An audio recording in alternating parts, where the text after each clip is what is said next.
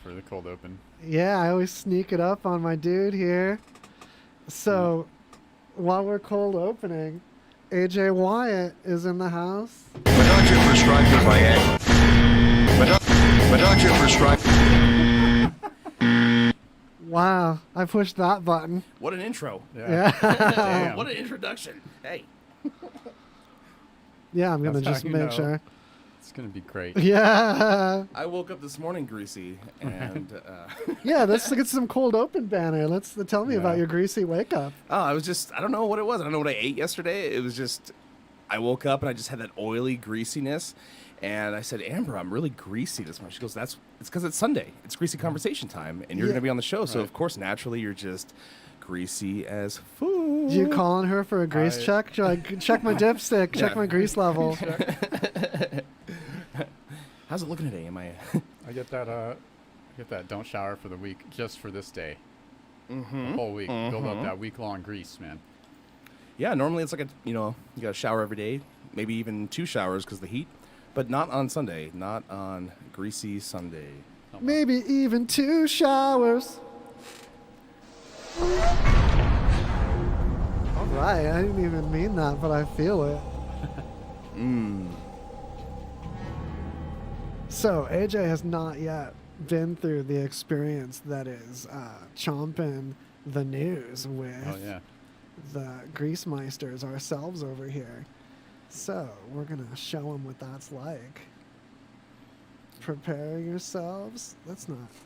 Oh, yeah, this is the one camera I didn't move yet. All right, this is like... But as of 3 weeks ago, I've been trying to do at least 2 episodes of Past Greasy Conversation a week.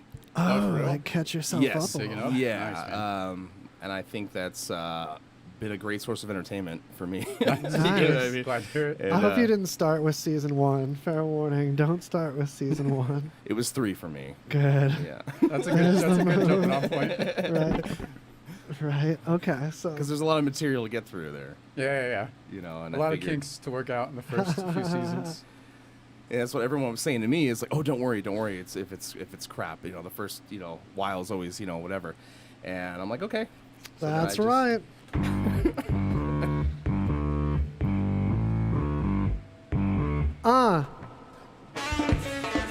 It's season finale time! Season finale! Season finale! Finale of the season! I'm dressed like a beer today! That's right! Season finale! Oh, they're still cheering. You guys calm down. Suddenly, we're under the sea. It's deep sea time for news diving. Deep diving in some news. Splashing about. And that's what we're doing. So you're listening to RadioVegas.Rocks. This is Greasy Conversation. You put a .com on it to hear it back. And there you can also hear Dirty Window, which you just heard. And we just had Chocolate Jesus on there. And also, we have Haunted Saloon. Yeah. And AJ Wyatt Shazam. from Wyatt and the Ashes is here. Yes. And we're going to subject him to what we do over here in Greasy Town. So participate in the chat if you like. And tell a friend we can't do it without you. And buckle up, because here we go. Here we be. Yeah, I gotta start with this one. I think this is the best one. I just gotta start with it. So feds arrest a rapper who bragged about getting rich from scamming unemployment in a music video. Oh. Like his song was about scamming unemployment. And it's not like... Oh my gosh, not a cool move. That comes back. Like I know some people that like thought they could pull it off. This isn't like small. Like I thought it was going to be just a little bit. Now how many was it? It was something like 92 cards. They got like 92 prepaid cards or something. Yeah. Yeah, 92 debit cards that were loaded with more than 1.2 million. Okay, so scamming, is that just like working and claiming unemployment, or is this like something else? They have like fake people. It seems like that would be dead like people. a form of unemployment fraud, I guess. But Okay. this is like major for where they're like signing up with like fake people and just getting the cards and then getting the money out at the ATM, right? Yeah, like, so if you make money, you have to declare it. Right, yeah. Yeah. Unless it's under the table. But otherwise, yeah, like they'll find it in like your, like, what do you call it? Taxes? What do you Yeah. call Yep. those things? Yeah. Yeah. Like, So- why are you declaring you're paying taxes on money that you said you didn't make when you had Yeah, right. unemployment? That's the way. Well, you so you 1099 or your W-2. Like, those other folks are going to claim you in their taxes. Yep. So that's They'll a find out two-way eventually. 1099 street, y'all. So this dude goes by Nuke Bizzle. And All right. Got mixed feelings Oh, about the name, to be yeah. honest. what are some of the lines? So, some of the lines from the song. My swagger for EDD, Oh, which is man. Employment Development Department in California. Getting rich by going to the bank with a stack of these, and then a second guy in the video says, "You got to sell cocaine. I just filed a claim." Damn, son. Dude. Just fucking great, man. Unemployment so sweet. We have 1.5 land this week. Holy shit, man.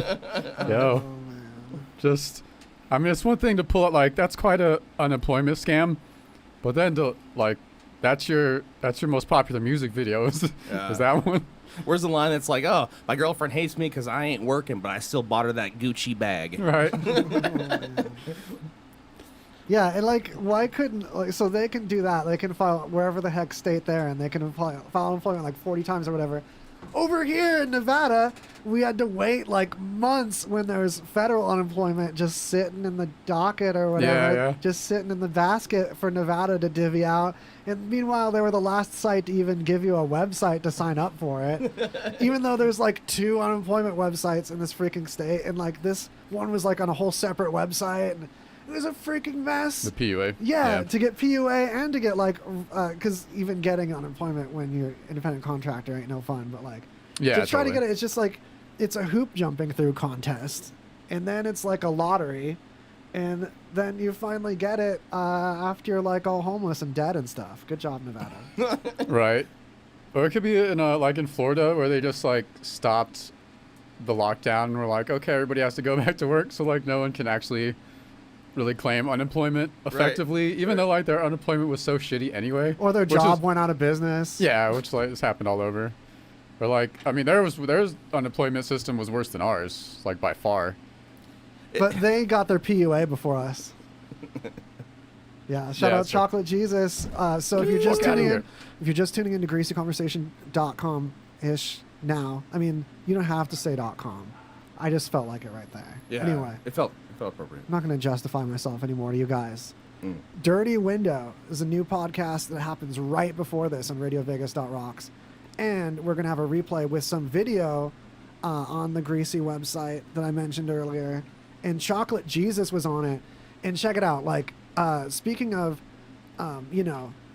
getting better and better at things and being willing to do things rough at first to find it and like hone into something. Man, talk about like improvement champ. Not to talk poop on how they were before, but they did it like a hard way of like really just jamming and improvising until these songs formed. And the songs that they formed today and rehearsed were so good. I Yeah. was genuinely into it. It was like they did what I wanted them to, and I want good things for people. Absolutely. So they just joined the show Saturday, November 14th, Nice. Hell yeah. which was cool. It's the way to do it, man. So tell us more about the show. So Bearded Lady, Pahrump, Nevada, my band, Wyatt and the Ashes, we're playing. And I was just so excited to jump on this because it has been this... Our last show was March 14th, and we've been on this hiatus kind of thing. Like, I've been continuing to write and play, and I've been doing my thing, but things got tough for so many of the other guys. And we lost a band member, and it was like, what are we doing? Is this over? Like, everybody was just suffering because of the shutdown. And it was so cool to finally be like, okay, like, we're okay. We're alive. Everybody made it. It's not the end of the world. And then Bearded Lady, and I don't know if being out in Pahrump has anything to do with it, but they were just more eager to start having shows again and having live entertainment. That's cool. And I think it's a little more laid back there as far as the whole, masking thing and whatever. So... Which you still should like mask up when you're like crowding around people, but at least we can like gather a little bit tentatively. and start putting something together. Yeah, and I'm not knocking that whole thing, stay safe and whatnot and whatever. And stay safe for other people too, so other people can have an experience without getting sick. And Right. Yeah. I mean, but like the singer, just don't spit on people.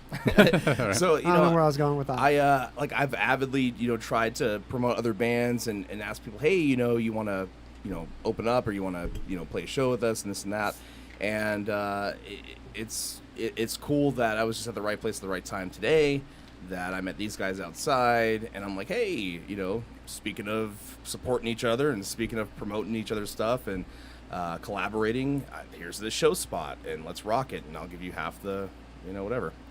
I'll give you half the whatever. But Ashes and now Chocolate Jesus. Hella. Hella. Bringing it hella. Good things. Squeaking and grinding and loving and learning together. Yeah. Yeah. All right, now we got one of these, some of those art installations that is kind of weird. That it tries to make a statement, but the way it makes that statement is kind of shitty. So it's a whole grocery store where everything in it is made of plastic. Oh, like a normal, like fries. Oh, ocean friendly. Yeah, but no, literally like everything in the store is made of plastic. Okay. So all the fake produce, like everything is just fake plastic. Oh, I get it now. Yeah, so they have like Not just the wrapping, Okay. which Yeah, exactly, which is what yeah. I thought at first. That's cool. so and the statement is like, because we use so much plastic anyway, that it's ludicrous. They're like the amount of plastic bags we use is just insane, honestly. But so you make a statement that like all this plastic's bad, but you fill up a whole store with like plastic. Like what's gonna happen to all the plastic that you used for the art? You know what I mean? Maybe. Yeah, like this might be short-sighted. Yeah. So is it artistically making a statement? Like, are they doing something so horrible that people are looking at it and going, "Oh, now I see why this is bad because this is ridiculous." But they had to like do something that horrible to open your eyes and be Right, yeah. Maybe, I don't know. Thanks for trying to justify it for them. But no, we're I'm sorry. trying to only be outraged. No, I'm just kidding. Yeah, just only outraged. But I mean- I tried to find out like what happened or what's going to happen to it afterwards, or if she had a plan for that. I couldn't find any. Maybe she does and they just didn't talk about it. But You know what? There's new things you can make with sea garbage. Like, there's a company working on speaker enclosures, like Bluetooth speakers, that are like reconstituted sea plastics. And they look cool. They look like blue jeans. It's crazy. So, that's a move.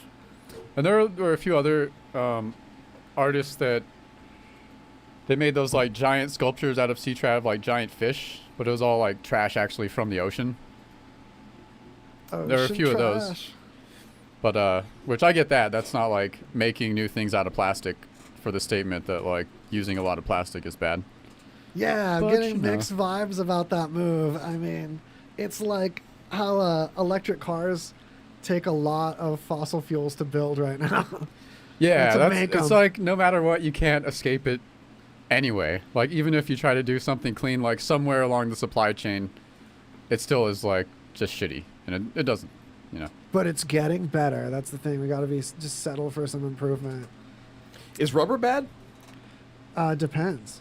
Weren't we talking about tires and like how we totally have the technology to be Jetsons right now, but because the tires, like the rubber industry, is such like a solid thing that like they'll never stop making and constantly making tires. I don't think that's what's holding us back. I think it's batteries, because like, I don't think it's like, oh man, that rubber industry, they got to make sure tires are on things, because like flying is hard, and like levitating is really hard, because of like you can fly around up there, but to like make a car just like hover and stuff, Yeah. you gotta have like the street needs to be made of perfectly smooth copper. No, but I mean, but I mean, like there could be something else that lasts forever that you don't have to like change every, so many miles. There's so much competition. Okay. That it would have to be like international, because there's international tire competition. If one of them had a formula that was stronger, they would get espionaged so fast, and that's why tires have been getting stronger and better, but really incrementally. Okay. Yeah, it'd be like have to be some hella price fixing. And look, the thing that's the most internationally price fixed, I would dare say, is probably oil. And even then you have these things happen where someone cuts a price and it messes up this other market, and there's just not a full price fix. Like it's gone awry. But then you can also look at Luxottica sunglasses. Anytime you spend any degree of money on glasses that aren't like cheap drugstore ones, chances are they're very expensive, and they're one of the millions of brands under Luxottica. So I'm talking like Oakley, Arnett, Ray-Ban, all of the name brands you've heard of with sunglasses, they're all price fixed by this company called Luxottica, and people don't realize it. Yeah, it's nutty. Heavy. Look into it. And then buy name brand sunglasses. James, the amazing Randi, James Randi. Yeah, R.I.P. Renowned magician, escape artist, and skeptic, has passed at the age of 92. Made it. That's a pretty high score. For anyone who's not familiar with James Randi, he's a pretty interesting guy. There was a documentary about him. I don't know if it's still on Netflix, but it's pretty interesting. But he was one of the dudes who like spearheaded in like the 80s against, or the skeptics movement against like psychics and faith healers and all this shit. Like he exposed Uri Geller, who was one of the dudes who was first trying to become famous more recently as like a psychic. And so he set him up. The Uri Geller was going to go on a late night show and like demonstrate this for everyone. And so James Randi, I think it was Johnny Carson. Yes. Yeah. So James Randi tells Johnny Carson like how to set up these experiments or these like tricks that he's going to do and how to change it and not let the guy mess with it beforehand, so that it'll prove if he's not psychic. Then it's pretty apparent. And so of course he couldn't do it, and then something's wrong. You know, he's getting like some interference from space or some shit.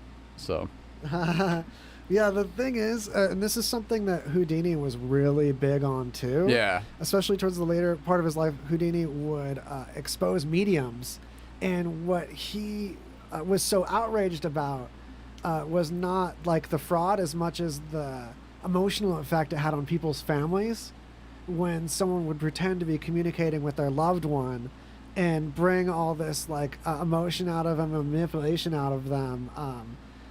It felt like really hurtful and wrong to like manipulating to use these people for their like most painful moments in their lives of losing this loved one. yeah. Shit's fucked. Yeah, I agree. You know, it's the same thing with like televangelists and, you know, all these different things. Not knocking, you know, anybody, and you know, a lot of people, you know, I like the aesthetic of it, and like on a haunted saloon, you know, it's kind of like a, you know, I just love the escape, but I'll openly admit that it's fantasy, that it's, you know, just the love of that fantasy. And I love that spirit. I'm glad you're saying yeah, that. and like I'm not out there trying to like fool anybody, you know what I mean? Yeah. And like I still, for entertainment purposes, don't mind supporting some of these things if they're genuine people. You know what I mean? Because you can give somebody a positive message, you know, Yes. that can apply to their life without having to like pretend that their grandfather is like being in the room and you Yeah, know, right. like whatever, like you didn't change my diaper, you son of a bitch, Yeah. you know, whatever. So like I totally get that. You And know, in the greasy conversation spirit or like tradition of awkwardly pointing out segues, I'd like to celebrate how perfect a segue that is to bringing up the upcoming Haunted Saloon episode Wednesday. yeah, which is we have a psychic medium on there. Wednesday, 1 p.m. on RadioVegas.Rocks. Replay at greasyconversation.com.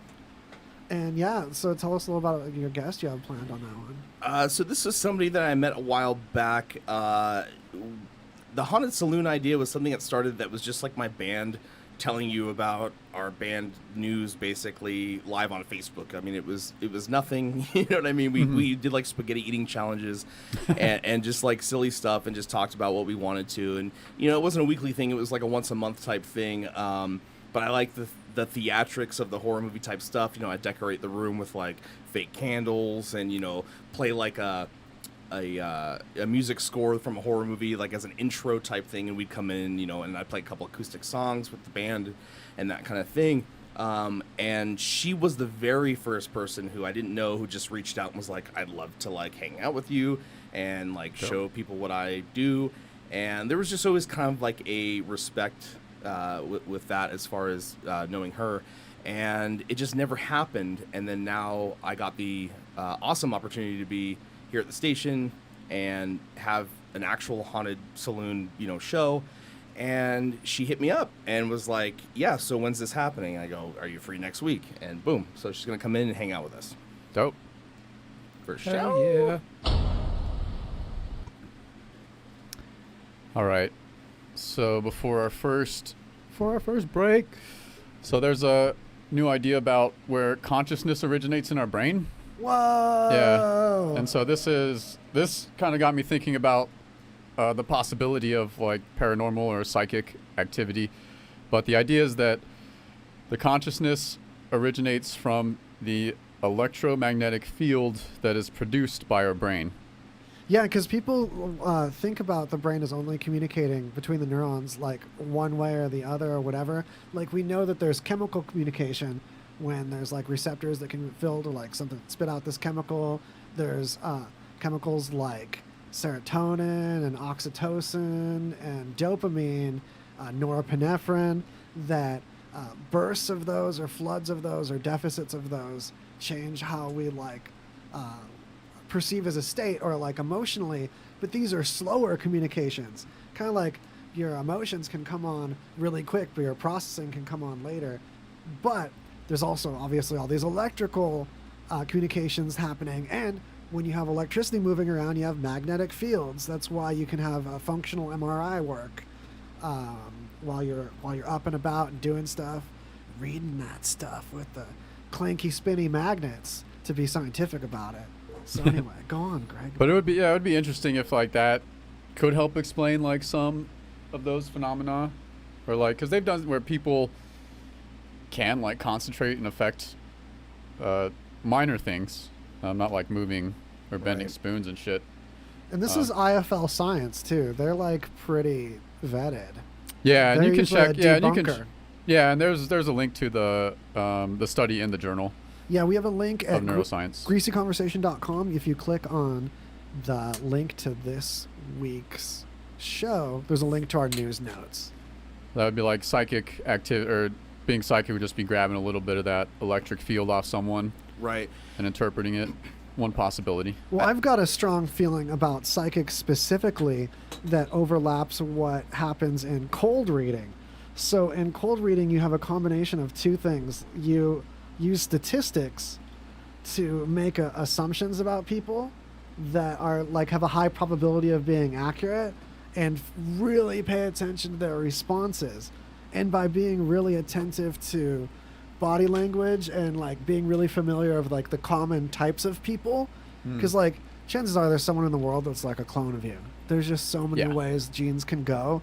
I've met people that were sure they've met me before and sure I had some brother that I don't have and stuff like that. That happens. So people can be in tune with that and like really predict the future too, because the future repeats the past. Yeah, I 100% agree with you. And I'll admit, like I've done readings, on people and stuff like that, but I always openly admit that the source doesn't come from some magic, that it actually is just years of being super intuitive, paying attention when people talk, and like Waz just said, constantly encountering certain types of people. And you're not always like dead on accurate or anything that, but all it is just kind of like, it's the same thing as like a counselor, or just like a friend who wants to listen and just kind of like showing you a new way to look at it. And like cards, like tarot cards, whatever, like all those things represent something different that we've all encountered in our life. So basically just looking at any random card is making you reflect on that issue. And it might be an issue you wouldn't typically talk to somebody about. But now that you're sitting there doing it, now they're self-reflecting, and like now they're thinking about it. And in some ways helps if you maintain like a positive thing. Like I hate when people are like, oh, this bad thing might happen and blah, blah, blah. There's all this negative stuff. And it's like, why do that? Why would you give that to somebody? Like, stop. Well, I always looked at it because I mess around with like tarot cards once in a while, and I use the I Ching as well. It's like describe the I Ching a little bit. So the I Ching is a Chinese book of divination, and there's 36, they're called hexagrams, which are just basically these, it's 6 lines, which is either a broken line or an open or a straight line. And there's 36 different combinations of these 6 lines, and there's different ways to decide what order they come in. One is like basically flipping coins. You flip like 5 coins, and depending on the number of heads or tails, you get an open line or you get a broken line, or open line or closed line. And then you do that 6 times, and you got your hexagram.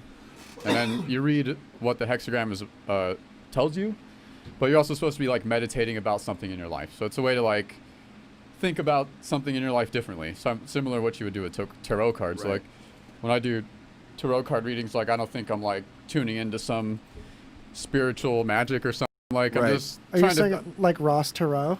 Sorry, go on. yeah, tarot cards. But yeah, it's just I was like making a Ross Perot joke for Yeah. 90s kids. I'm sorry. Fail. but yeah, it's like just a different way to think about things that you wouldn't normally think about in your life. Yeah, absolutely. You know, and I think that's kind of the problem too. Like, there's so much entertainment, there's so much this, there's that, there's this in your face, advertisement, blah blah blah. You know, all these things like people go through. Sometimes it's almost a challenge for just the average person to stop, sit, meditate. You know, think about your Fuck yeah. life. You know, think about, you know, what can I do to be better? What can I do to be a better person? Or, you know, what did I do that was messed up or whatever? And I think sometimes, you know, these things are just easier ways of like self-reflection instead of going, oh, you know, I'm a horrible person and feeling all this guilt, you know, or whatever it might be. The Japanese call it kaizen, the process of continual self-improvement. Nice. I call it chipping away because you just can't do it all at once. You got to just keep chipping away. Yeah. I like that. It's an easier way to like think about. It has your less problems and pressure. shit. You take tasks that are a lot of steps and you break them down to smaller, more manageable steps. Or like just like outlines, you have the big title things, and then you have the sub things in your outline. You just indent for the little stuff, but your lines that aren't indented, that's, you know, that you just handle a few of those at once. You make it not so many. And that's like the advice you're gonna find if you have like problems with time management or organization or finishing anything, procrastination. Like it's all gonna be like write down what you have to do and then break it into small manageable tasks. Like that's fucking will save your life, man. Dude, absolutely, man. And like Waz and I were talking maybe a week or two ago on the Haunted Saloon about, you know, and I was kind of getting fired up about like televangelists and like all these different things. but like, you know, the truth is though, and like I made kind of like an announcement. I was like, hey, I'm not knocking your religion. I'm not knocking anything that brings you closer to doing that self-analyzing and being a better person is like, I totally support that. You know what I mean? Yeah. Like at least you're taking that time to like want to be better. You know, I don't believe anybody goes into like any belief without at least the, you know, illusion that they're going to get better, or that they're going to be saved, or they're going to be like whatever. So, you know, like I support that, you know. Yeah, and like things about religion and stuff, there's still a value to ritual and community. And when you have something that you make ritualistic, even if it's not ecclesiastical, you know, you can make it meaningful. You make something matter. Something like a ceremony is still valuable in secular society, as they put it, because it makes things matter more. You attach oxytocin to it chemically in the brain, and you feel something about it, and you manipulate yourself emotionally that way for the better. If you can manipulate yourself emotionally, then you don't have to worry about other people manipulating you. Right. I had someone say to me once, they go, well, you don't have the Holy Spirit. Have you ever felt the Holy Spirit? And I go, yeah, every rock concert I've ever effing been to. Like, it's the same thing. It's a bunch of people like gathered together, feeling with the same interest, the same desire. We're all chanting, we're all singing. It doesn't matter if it doesn't matter if you're clapping your hands and singing, Lord, I lift your name on high, or you're at like a punk concert, like all singing, you know, I love living in the city. You know, it's kind of the same thing. So yeah, I got the Holy Spirit. Fuck yeah. You guys, can I make a producer confession? Yeah. So now if you go to greasyconversation.com and click on this episode, you can click on our news notes. But if you did that when I mentioned it earlier, you better refresh your browser and then do it again, because you probably got last week's news notes. So I just fixed it. Heads up. So now we can pay some Bobby Kennedys, right? Bobby Kennedy. That's my money machine. Nice. My doctor prescribed me Viagra. It wasn't covered by my insurance, so it was costing me like $65 a pill. That's expensive. Over 20 million guys like us use Viagra. Over a certain age, we just need it. I found a way to pay less than $3 a pill and get virtually the same effect of the $65 pill. I heard an ad just like this on the radio, called, and for $99, I got 40 generic versions of the $65 pill. Save yourself money and call right now and get over 40 pills for $99. There's no embarrassment here to use Viagra. If we're over 50, we need it, but not at high prices. Call now with your credit card and get the 40 pill special for just $99. 800-626-6538. 800-626-6538. That's 800-626-6538. Is your cell phone dirty? It's a fact. Your cell phone is 10 times dirtier than a toilet seat. Now you can destroy up to 99.9% of all germs on your phone in less than 60 seconds with the new UV Clean Phone Sanitizer from Homedics. Your phone is a part of your life. It goes where you go and more. It can easily pick up germs and viruses that can make you sick. Stay healthy. Our unique UV technology will destroy 99% of all the germs on your phone in just 60 seconds. Just put your phone in the sleek case and turn it on, and the germs are gone. Call now to order, and Homedics will give you an extra $20 savings and get our 30-day satisfaction guarantee. Order yours now. Call 800-738-5332. 800-738-5332. 800-738-5332. Again, that's 800-738-5332. Be sure to get your mix of music. Listen to us with the RadioVegas.Rocks app available at the App Store. And check out our VIP card, interact with us in our chat room, and scheduling of our RadioVegas.Rocks shows, plus podcasts. It's all available on RadioVegas.Rocks app. And we're back. It's Greasy Conversation on RadioVegas.Rocks. Hollering at you from the Kicker Clubhouse cabin. Kicker Cabin Clubhouse. And you know, we're doing some getting wet with some news, some diving with our little submarine, blowing some bubbles under the water. Getting moist with some news. Getting moist.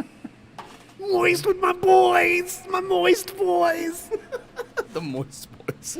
Moist boys. Like, seriously, any gender can be a boy. Like, you can So, all be my boys. Yeah. You ladies can be my boys, too. Kind of plagiarizing the Gus and Eddie podcast. All due respect. That's totally a tag of theirs, but, you know, respect. Spreading it. Yeah. Yeah. I think since you sourced it, it's not. Can I bring anymore. up the one Greasy podcast that I haven't brought up today? Holla, powerful Mike Gagliano in the chat. This guy not only is one of the people that supported the station the most, funding a huge percentage of the gear in this particular studio, including this fresh mic stand, but also running the Two Clueless Dudes podcast, which has its own .com, twocluelessdudes.com with the TWO. And if you like Greasy Conversation, you're really sleeping if you're not also patronizing Two Clueless Dudes, because it's a similar format. They also do wacky news too. But what I love about them is these are like true media kids. These are people that not only have their ear to the ground with TV and music and entertainment, especially like movies and television kind of media. So like I'm talking to Marvel Universe, talking Disney, talking what the streamings are doings, and going in a little bit of like just the touch of the inside baseball that you like movies and TVs people like to hear. I'm talking celeb experiences that they've had firsthand in Vegas. I'm talking about what the parent companies of some of these things are scheming, what you can expect on down the line for like movies that are scheduled, and in-depth lore about how some things connect together. But best of all is if you don't know what they're talking about, they never just like chill on one topic for a long time. It keeps moving. So I'm really proud of them. It's another one of the Greasy Conversation produced enterprise situations. And so there. Chia. All right. How about some bug news, some insect news? Insect news. Abusing the reverb. So I grabbed this because I thought at first that this dude left 1,500 murder hornets outside of a town hall in France. So this beekeeper left a nest containing 1,500 Asian hornets outside of a town hall in France to protest a lack of help from the local government in tackling the invasive species. Not to be confused with the Asian murder hornets. Thank goodness. Which are way bigger than these apparently, but... Well-chosen hornets. Yeah, I'm still guessing that these are probably not fun. Any hornet in a storm, you guys. Miso hornet, baby. Damn. So he just posted them up there. And then when it was an issue, he's like, well, if it's an issue it being next to the town hall, why is it an issue being next to residences? Right. Like, what's the big difference? Excellent point. Oh, because the government works there? Oh, yeah, you fuckers. Well, they don't matter, so. Could you have done like some plastic hornets? It's like gets the point across. Brand new plastic hornets, man. I heard there's a store you can get those. Yeah, Right, yeah. We're gonna have a whole like check out Greasy Conversation /merch for all your plastic junk you got. Make plastic trash. Yeah. Get your own personalized plastic trash. Making plastic trash right now. Yeah, like the USB drives and stuff. Yeah. There's somewhat like the most ridiculous shit is like single bagged bananas. Have you ever seen those?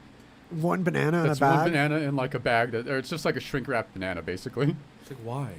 Exactly. There's another why to that. Well, it should be all the way shrink wrapped. But did you know, and this is something that we broke like season 2 or something like that Oh, on did I Greasy. forget something? Probably. No, the banana thing that was discovered, like this is a recent science discovery. It's so recent that a lot of like supermarkets and places that sell bananas aren't even hip to this. But what causes bananas to spoil the quickest is this chemical that sprinkles out from where it's cut. So when you cut the banana, the tip of the stem where it's cut, there's this really tiny like mist that sprays out of it invisibly, but you get all those brown dots. If you cover up the cut stem, then it can't emit this airborne liquid, and the outside of the rest of the banana won't have that chemical fall down and touch it and start the process of it decomposing. Wow. Yeah, so you'll find bananas sometimes where there's a saran wrap just around the stem part. Yeah, I've and seen that's that, actually yeah. the best way to preserve a banana, Well, it turns shit. out. Yeah, Wow. recent discovery. Learning. Chia. All right.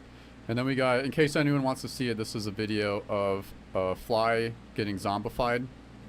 Oh, By a no. Yeah, man. This is like cordyceps mushrooms is another one that does that to ants that Yeah, we've this talked is a about a different few one. times. But it's basically just some fungus. And this is a cool article. It talks about different parasites and shit, if you're into that.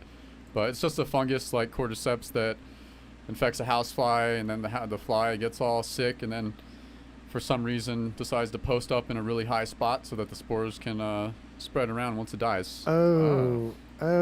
Yeah. Yeah, I haven't even got to the video part, just the beginning. This is one of those like, I should probably warn you guys. Yeah. You might so want to halfway look down, you got like a away. grasshopper. There's these like weird worms that post up in grasshoppers, then explode out of them and shit. Oh. And same with this snail. There's like worms that infect the snails and get up on those eye stalks. Yeah, so the snail would normally have like thin eye stalks, Yeah. but there's these pulsing worm filling up the eye stalk right there. And then so because of that, birds are more likely to eat these snails. Plus, they don't like hide out like they usually do. So they can work their way And inside then, a bird. then the worms grow in the birds, and then get put out in the feces, and then restarts the cycle all over again. Wow. Yeah, shit like that's just crazy, man. Yeah, like, what are you gonna moment of silence for like the insect world being pretty gnarly. Right. I always just if like that's the thing that'll zombify humans is like some weird fungus eventually. Yeah, And it's that'll one of be those the things. zombie thing. It would be inevitable if we didn't keep fighting. It's Yeah, like it's- we're fighting a tiny. Some people like scoff when you compare it to a war, but like this is a practice round. Like a real pandemic, or like a thicker ass pandemic can really happen, and it has to go down like a war. Not to be like fatalistic or something, but like that's a deal. Yeah, it's a real thing.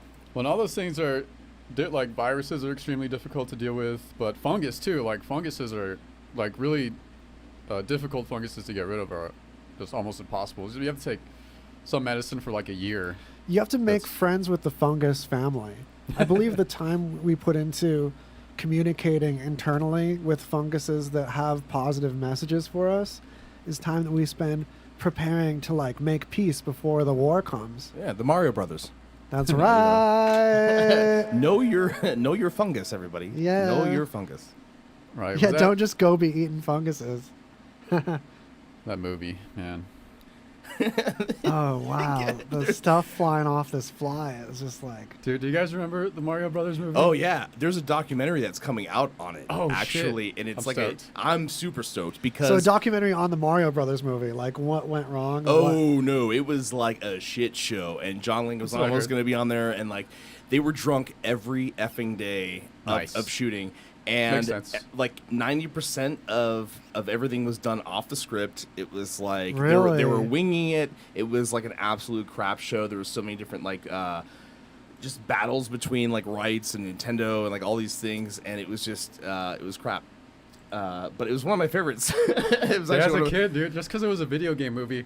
Like, as a kid, if it's a video game movie, it's just awesome. it was a really cool alternate universe way of looking at it, and it might have been crap in comparison to the game, like most fans would say. But like, look at what Marvel does. Like, what all these people do with like alternate universes, another way to look at it. Like, that's kind of like a cool way to look at it, and you know. Yeah, and there's something to be said for, like, trying to take something that's doesn't have much of a plot or mechanisms and for then a making story. it happen. Yeah, And trying to put all this stuff in the movie, like, that's kind of cool. And actually, like, one of my most like favorite like inspiring lines came from John Leguizamo in that movie, and I still use it today. What is that? It's impractical, improbable, but nothing's impossible, Mario. So like that was like, you know, Nice. it was like, you know, it's true though, you know, it's you know, keep dreaming, everybody. Right. Stay Plus John positive. Leguizamo. he's badass, Luigi. Right? Right. Do you guys have any idea how much the windfall of that movie affected the culture of like Nintendo from then on? Like Nintendo got so tight on that intellectual property and like who they allowed to license it from that point on. Have you noticed that since then Mario didn't have a voice for like years? Until 64. Until Nintendo 64. Yeah, until Nintendo 64 was the first time you heard Mario make any sounds like with his mouth. And yet it was everything you expected. Mario and Luigi are like extremely safe and always super on model. Like Right. since It's me, Mario. I'm gonna win. Like, good thing like Italians were never enslaved, because that would have been the most racist thing ever. And I can say that because I'm Guido. Yeah. Damn. But for real, come on. It's me, hey, Mario, meatball. It's a spicy. Well, Come on. there's some movies that just like ruin ever getting intellectual property from someone ever again. Like Cat in the Hat did that for Dr. Seuss movies. After that, like the estate was like, nope, it's fucking done. No more live action movies. Nope. Thanks, Jim Carrey. Yeah. Oh, no, that one was Mike Myers. Yeah. What? Yeah, the Cat I in the forgot Hat. about that. Man, that's embarrassing. Right? Just like the makeup alone is like, wow. I mean, how did they think it was going to turn out? Honestly. Yeah. Honestly. yeah, like how do you live action? Do I make you so. Randy? Like, wait a minute. Yeah, this was after the. Why can't I remember the British guy? Austin Powers. Thank you. Right. And then didn't he do the Love Guru? And it was like, he got two characters. Like, I love character actors, but like he just got like insane. It was like, dude, slow down. Well, that was like a character actors in a lot of those types of movies, and then it just kind of like died out Yeah. after that. Wayne's World would be the one to do. Yeah. If we were gonna go back to that time. Oh yeah. Classic, Like, man. That's just money on the table. But he was also a believable character. Like, Yep, it's he's acting as a character, but yet we all believed he was Wayne. Yep. Yeah, it totally, was- yeah. Or like Yeah. you knew someone's like older brother who was similar to that. Yeah. That's the difference. Right.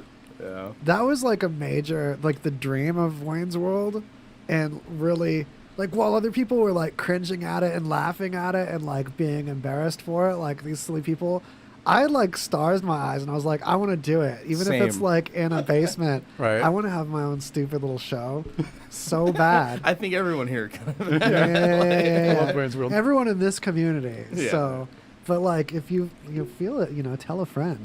Tell a friend. I'm gonna ASMR you so hard if you don't tell. Yeah, that's a weird thing that happened in like YouTube culture for a minute. Is like game streamers thought they had to have like a ASMR channel. I'm just like, Oh, yeah? yeah. I feel like Try to you do can everything. take your hands out of my pants with an ASMR. Dude, have you guys checked out Among Us yet? Oh, the new one. Yeah, the game. Yeah, speaking of games, Among Us is blowing up the Dude, gaming even world. just like fun to watch, like watch people play it. Yeah, some people kind of play it like a podcast. Yeah. So it's Yeah, fun for certain, but you can really tweak the settings to make it fun or not, like a real board game. I'm seeing. Yeah, totally. There's this chick Hafu.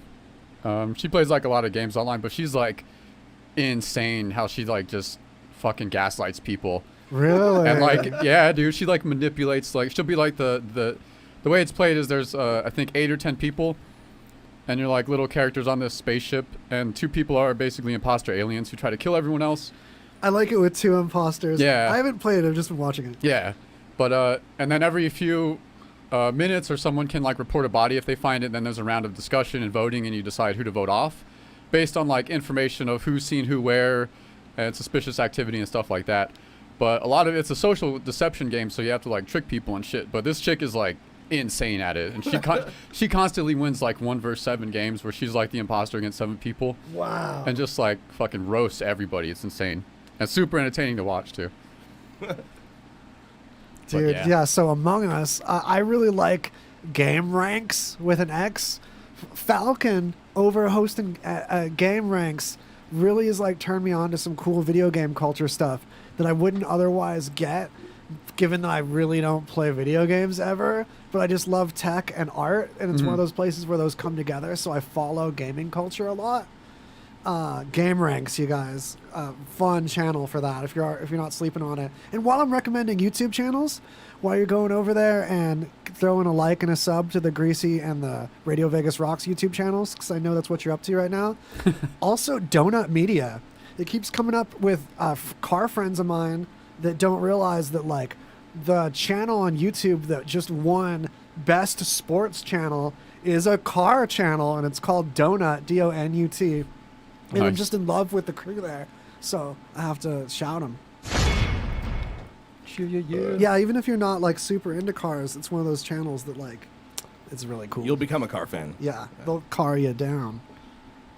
Sometimes like I'm not really into cars, but we'll check out that shit. And sometimes it's just fun to listen to people like nerd out about shit that they're super excited about and explain it really Yeah, well. absolutely. So it's always entertaining. Yeah, sometimes there's some backstories behind things. That's what's happening to me with Formula One right now. Oh, So nice. yeah, Formula One. I mean, it's just some like rectangles moving around on a road or whatever. But it turns out there's all kinds of fun politics behind it, just like any sport. So It's actually kind of sad to me though, like how many things like I would be a fan of if the fan base didn't ruin the aesthetic or like ruin the thing for me. Oh, Like, yeah, How yeah. does that happen? not that they're like trying, but like cars, for instance. Like we're just talking about cars. It's like, yeah, I'd probably be more into cars and like that whole thing if it weren't for like having that view of like, oh well. do you know some lame car people? No, everyone's awesome. All right. But, maybe a bad example, but you kind of know what I'm talking about. That Like, you know what I happens. mean? Like Like you share the passion, but you're like, oh. I think that's like more happens with like entertainment shit. It probably like has to do with like it's like an adjacent to cancel culture almost, where like something happens in a movie or a movie's like good and everyone like jumps on the bandwagon for like one catchphrase or something, and then it just gets oversaturated and it kind of just gets played out. That's something like, I don't know, the contrarian in me sometimes will just be like, something will seem like onerous to me because of its popularity. Like Ford. Damn. Like, that's what I'm talking about. Is like I appreciate and love like the history of Ford, and like I love a lot of like their classic vehicles, and like I'm not hating on it, but like I've always been a Chevy guy. But why? Because of rock and roll. Because Chevy's like the staple in like most punk and like rock. Everyone's driving a Chevy. Like Because they're cheaper. In punk rock, you don't have a lot of money. Ford's a little more country. You know what I mean? So, like, Yeah. I'm not hating, but I'm just not like It's so funny. Like I could talk trash back and turn it into that kind of show because like I'm a Ford fan, and the thing is though, full credit to Dodge. They're usually the ones that are the most brave about innovating and taking risks, and it's killed them financially to have so many different parts for so many different models because you want to reuse the same parts in multiple models to like be cost effective. the Mopar boys. Yeah, like there's a lot of risk taking in Mopar with like the Hellcat and like throwing that in the Jeep Trackhawk and stuff like that. It's just like, yeah, man, take some risks. So full credit. It's like I love American cars and I'm proud of American cars, even though I'm like way JDM with my Honda and like I've had like 4 Corollas, like dope ones though. Like I had a boxy one and I had some lame ones too. I had the green one, the new green hatchback before I smooshed it. But yeah, like so cars is another thing. Brands get exciting to me. Like on a recent Haunted Saloon episode, your girl was on. You notice I triggered her to talk about some makeup brands. Yeah. That's so exciting because you see how she lit up. Yes. And even though I don't interact with these brands, the way people talk about brands gets like the way people talk about sports. That's actually cool where there's like inside and like this is better than this because of that. And being into branding and marketing on that level, like it's fun to like talk trash on brands and like gives like, okay, I got to give you some props on that brand for being like this. Yeah. And it doesn't even matter the industry at a certain point if I've got any thoughts about it. It's like I knew just enough makeup brands to like get her excited comparing them, and it's like that's fun. It's so funny because I've never had like a certain vehicle brand like really let me down, to be honest. Like I have no reason to base I love Chevy or don't like Ford or love this or don't like this based off of anything like real. It's all kind of just like things that happen in your life and someone introduced you to this. You have a good memory in this vehicle or like whatever. I feel like that's a millennial viewpoint because like in your time of being able to like drive cars, it's been mostly post 2000 where unless you had a Mercedes, like cars were pretty good. Yeah. Like, yeah, that's when like luxury cars went downhill and like normal commuter cars like actually were just solid across the board. Like there's not a lot of real lemons since 2000 or even since like early 90s. Like early 90s, like Ford really turned around. Like, man, I had this 94 Escort that was just bulletproof, smelled like gas. But like, oh yeah.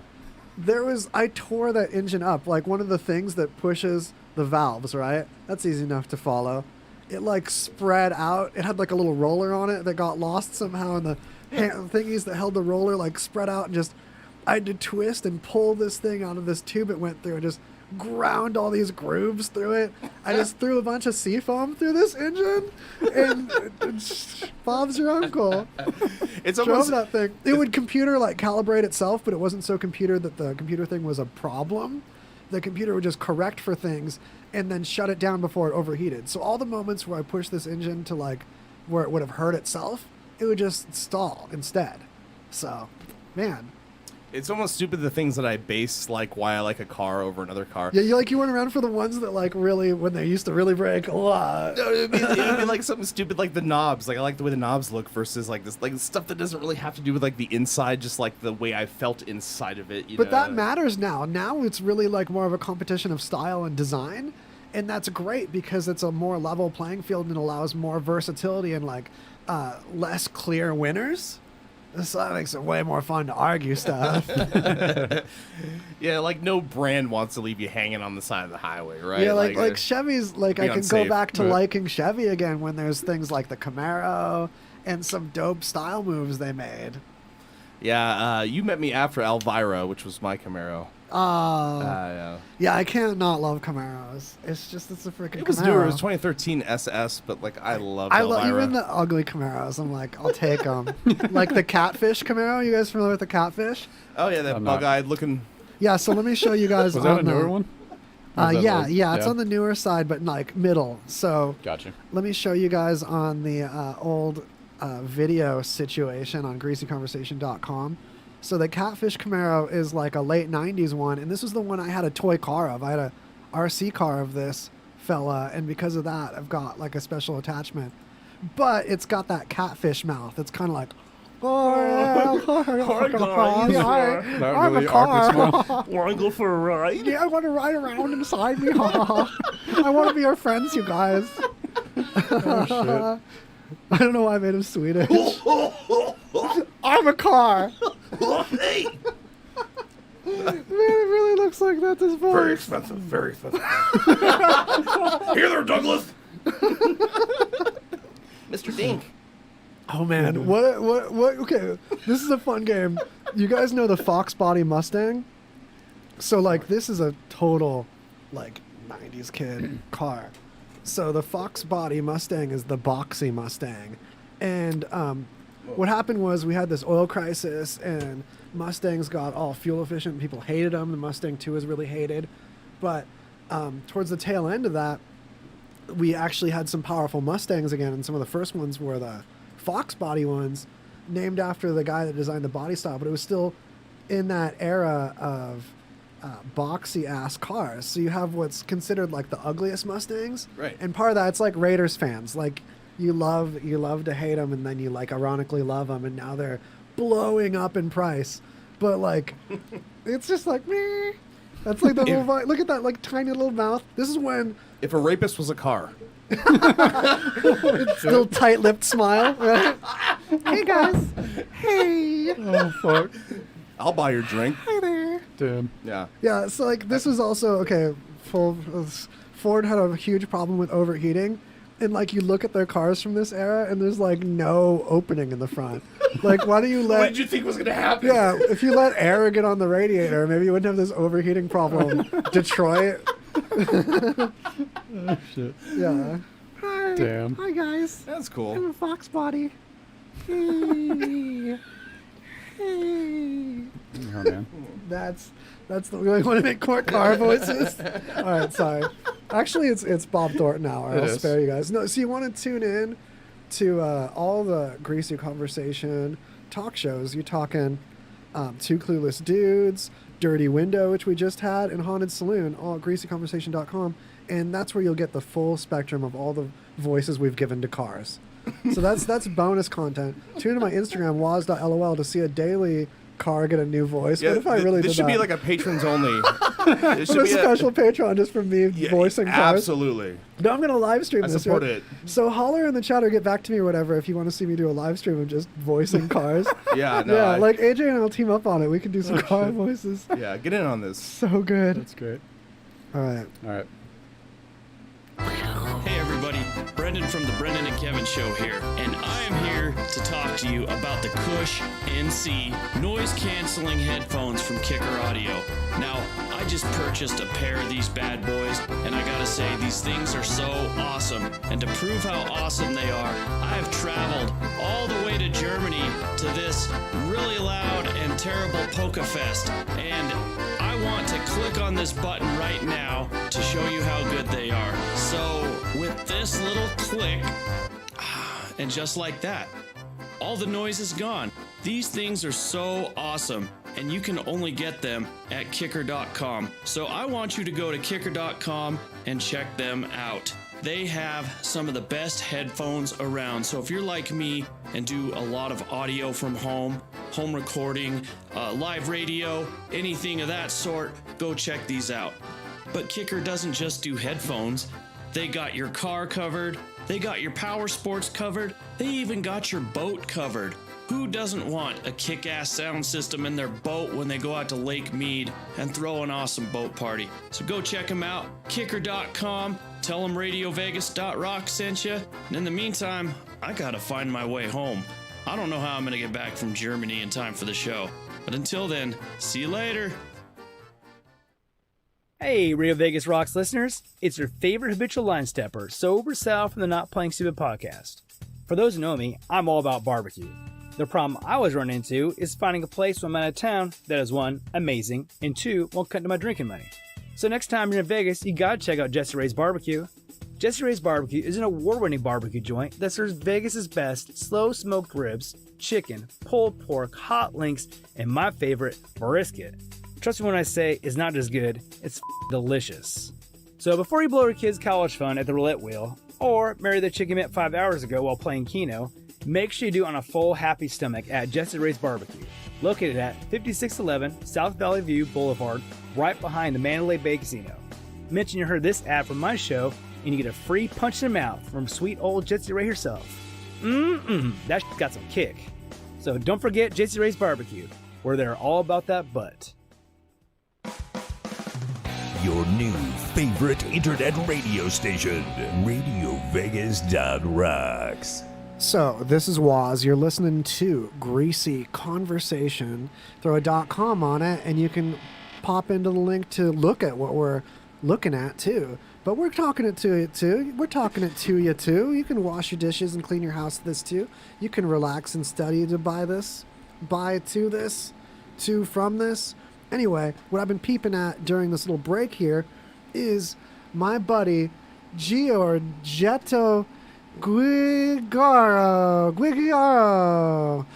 It's difficult to Google, but if you type in kind of what that sounded like and car designer, he's the most prolific car designer in history, and he's not only responsible for some boxy classics like the Volkswagen Golf, which is like a belovedly shaped, chubby little car for also being in the boxy club, but a ton of sleek, futuristic, wedge-shaped cars like Lotus Esprit, some, what are those, Lamborghinis, and the other horse, what is it? Ferrari.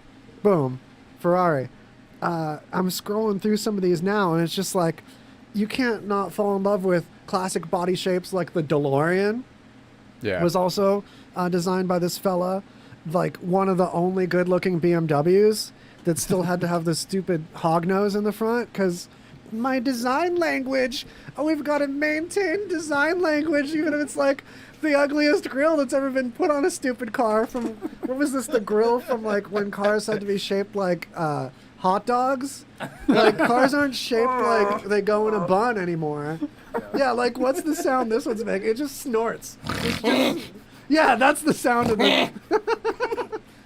That's what BMWs look like. Take it. Take that. It's like the guy at the gym who's like all jacked up, but then he like talks with a lisp. Yeah. He's like, "Hey guys, what's going on here?" That's what BMWs sound like. Like that's a 7 Series. Just sounds fatter. God, look at his bod. Hi ladies, how's it going?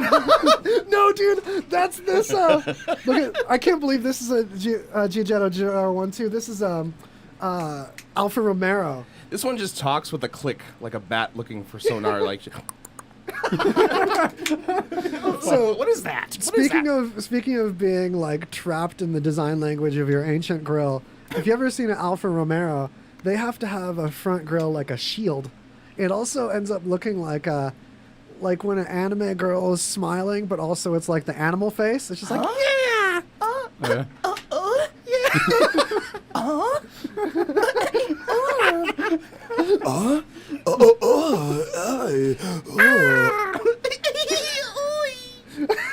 Okay, if you could see this Alfa Romero we're looking at right now, that's makes dead sense. on what its voice would be. Yeah, Totally makes I'm sense. also talking trash to Michael Gagliano from Two Clueless Dudes, the only Alfa Romero owner that I know.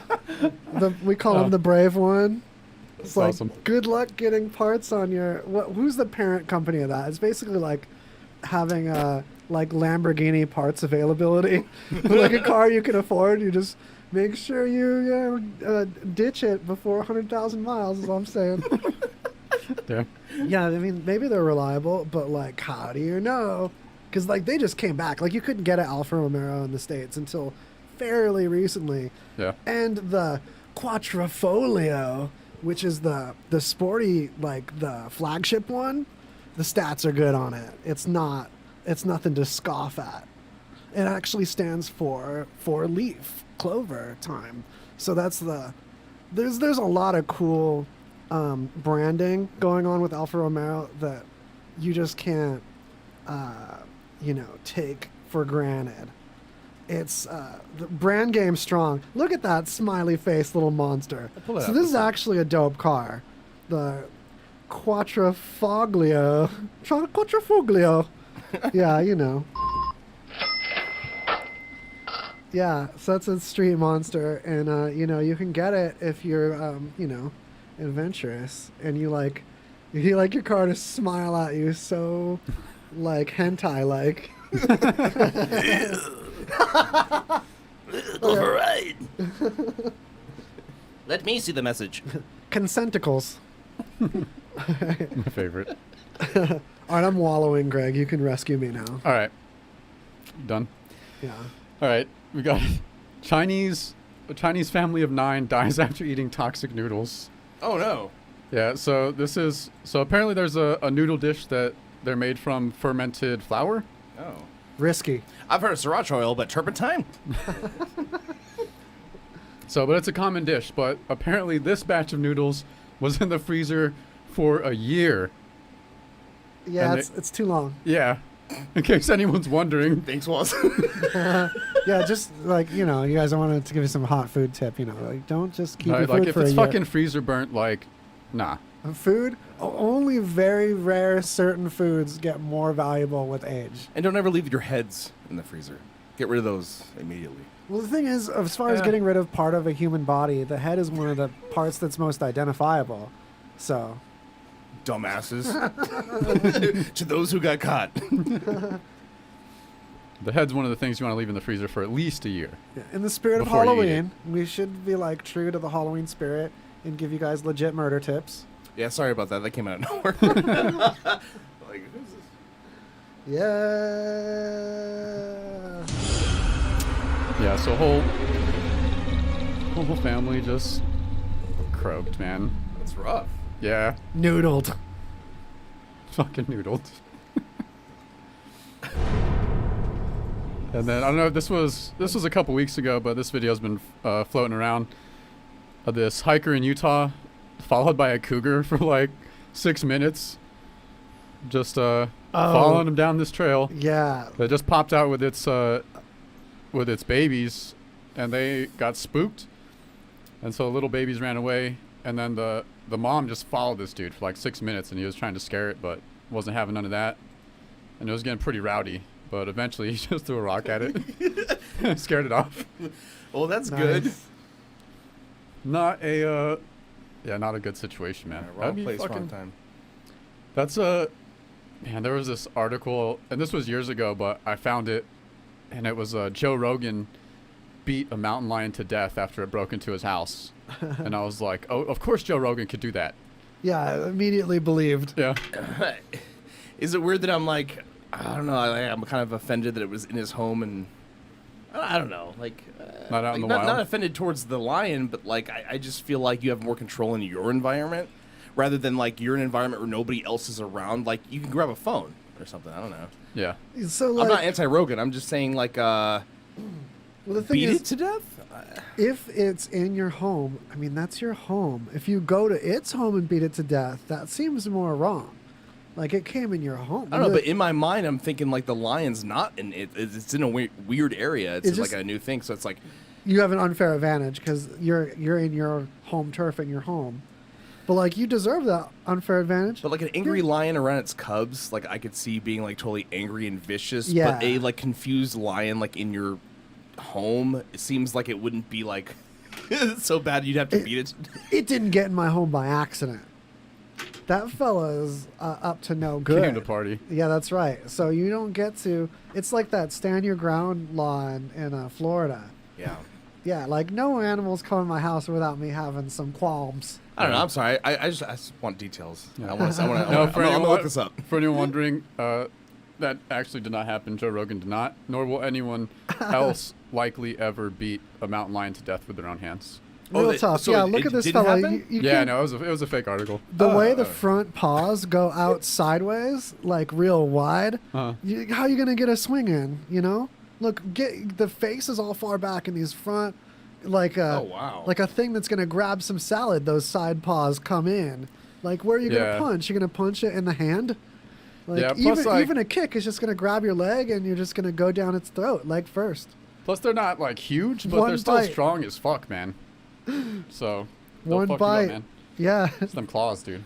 You'd be like a snake eating an egg is how you're going to go down that mountain lion. He's going to slurp you like some noodles. Just imagine that. Toxic noodles. Yeah. I mean, that cat in this video, it seems like it doesn't look that big from this, but, you know, in person, it's just like it's got razor blade tips. It's, you know. If a chihuahua was doing that to me, I'd be scared. I'd swing my fists and keep feet around. It would, like, have to come at a bunch of fists and feet. Like, it's not going to bite my, you know, belly first, but come at me, bro.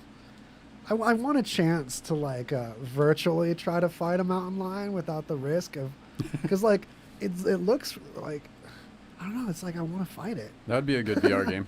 Yeah, like, I don't want the risk of actually fighting a mountain lion, but like a tuffle, it's like a Calvin and Hobbes doll full of sensors, and you just like knock it around, and in the game, and in the goggles, it feels like you're really beating up a defenseless actual animal. I mean, that would probably like get some stuff out, you know? Maybe that would be good for society. Of all the things I could artificially do to get Beat up an aggression out, animal. like that would be the last thing. Okay. Yeah, I love real animals, so I've got all this pent up, like, you know, for millions of years. Listen, as human beings, we became who we are on a cellular level, beating up on other animals. Even when we're single-cell organisms in the ocean, when we were fish growing legs, we were beating up other leggy fish to get there. And now when mankind has grown the best and the fastest, and when we've advanced the most clearly, it's been through discovering peace and cooperation. And we see that in other more refined like species on the earth that are otherwise like they struggle the least. They have the chillest time. They have the least amount of cortisol, the stress hormone occurring in them. They're ones that have learned cooperation and peace. And that's great. That's the future. But it doesn't mean that those urges aren't still inside you to just beat up an animal. And that's why video games are great. Animal beating simulator. Yeah, I feel like that's not wrong because the simulation and it satisfies like old genes that, you know, they're still in there. It's kind of like how we still got to like drain the pipes, even if the cotton candy ain't going anywhere, even if the milk ain't gonna become no cheese, you still gotta milk it anyway. You know what I'm saying, it's primal, it's healthy. If only there were a simulator for that. Milking simulator, milking table simulator. It's a whole kit. Oh man, I took it there. You guys put up with it. Tell a friend. All right, this might be some WAS stuff, but new technology allows circuits to be printed directly on the skin.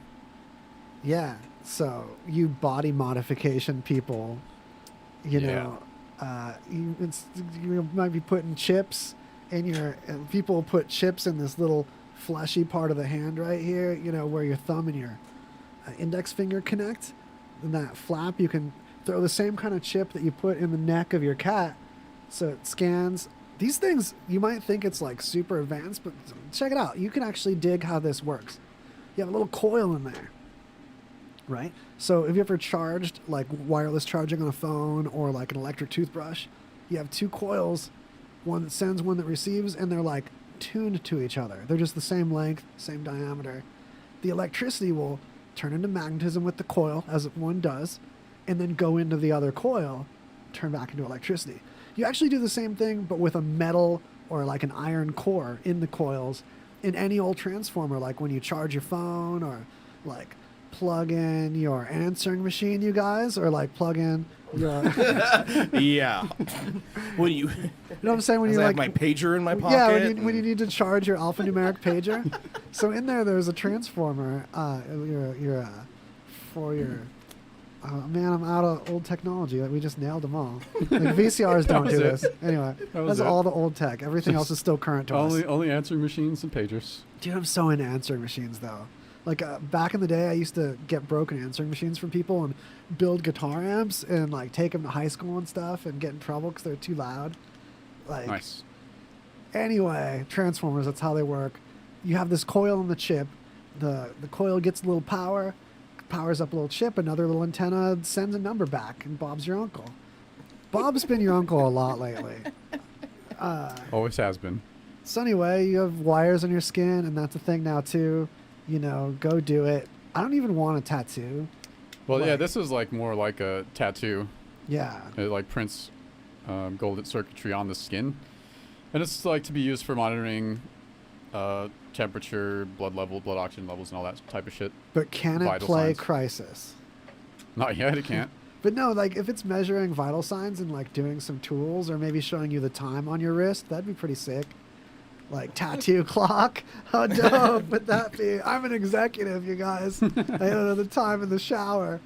It's so weird though too, like, you know how like kind of like anti-religious like I can be sometimes, but yet I'm seeing every Revelations movie that was shoved down my throat in Christianity like culture like actually like happening sometimes, so it's weird. The only thing that's not happening is people are moving further away from any traditional concept of a god in the literal sense and towards like gods of, say, like community and science and the math of the universe becoming these deified, which I really strongly am into that like we can't throw away the concept of God entirely when we're flying through the air and healing the sick.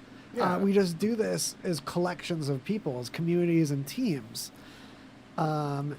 So what was my point with that? I would say that like, so there's these other gods, playing God with tattoos. I don't know, man. I had something hot there. It happens. I derailed myself. I think just like not knowing for sure should make you kind of not shut off anything or, you know, be open to like everything. It's because you don't really know. And There's like, dimensions we can't even touch, so we can't turn off anything. You can't discredit anything at face value. Everything deserves a chance. And like repeated chances. There could be a chunk of truth in something we threw away as like where you turn stuff into gold. What's that thing that never worked? Alchemy.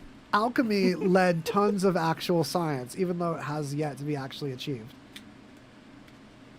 They've actually been able to do that, but it's like very small, like atoms Just a of tiny lead or bit some of shit. gold, Yeah. yeah. Like a small collection of atoms of lead into gold, and it takes a tremendous amount of energy to do that, so it's not even practical. Meanwhile, making artificial diamonds has advanced so far that not only are like flawed and low quality diamonds more valuable, Yeah. industrial diamonds are all artificial. You can actually make, not like you because you need a little bit of kit, but one can make diamonds in a traditional consumer microwave oven now. okay. Damn. It can be done. I didn't know that. Yeah. You wrap some coal in a paper towel and you put an upside down cup over it, put some lighter fluid over there, and what you do is you take a grape and you cut the grape in half, so there's just like a tiny bit of skin between the two halves of the grape, and you want to light a candle in there and then fire up that microwave, and you stream that stuff, and you stream it live because you don't know if you're going to be around to like post it later. You know what I'm saying? Also, Woz will be watching. If you have some kittens you want to throw in there,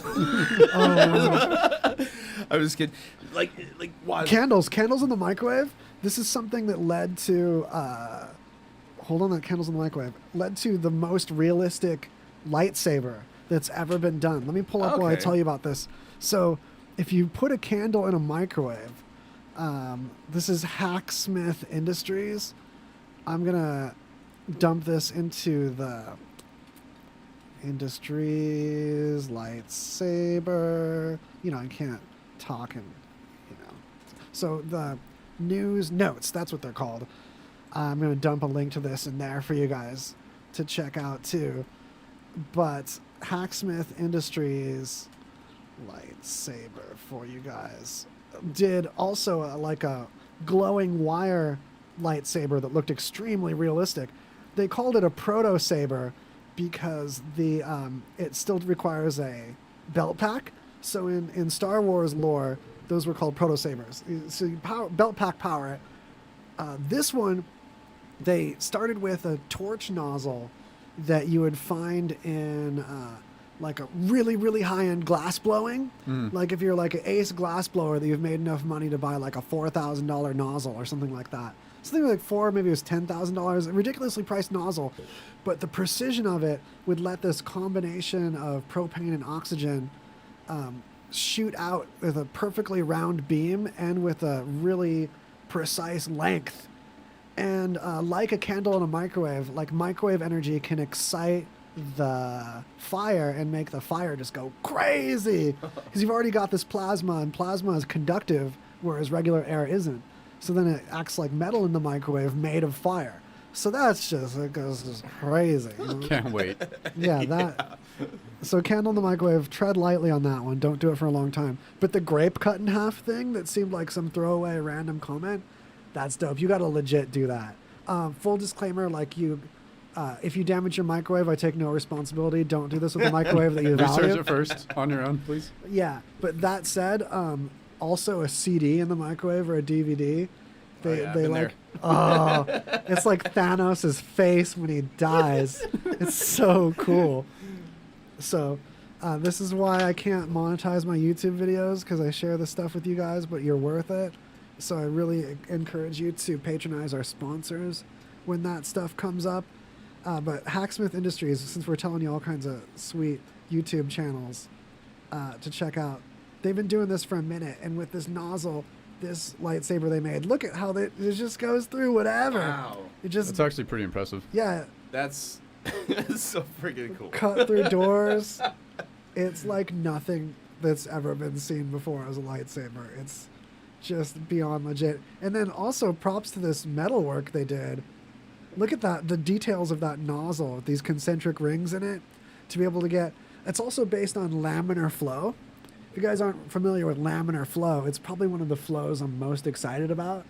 It's the principle by which like those water fountains happen, where it looks like a beam, like it's almost a perfect pipe of water, and then when it touches something, it doesn't splash, just spreads out perfectly. Okay. Yeah.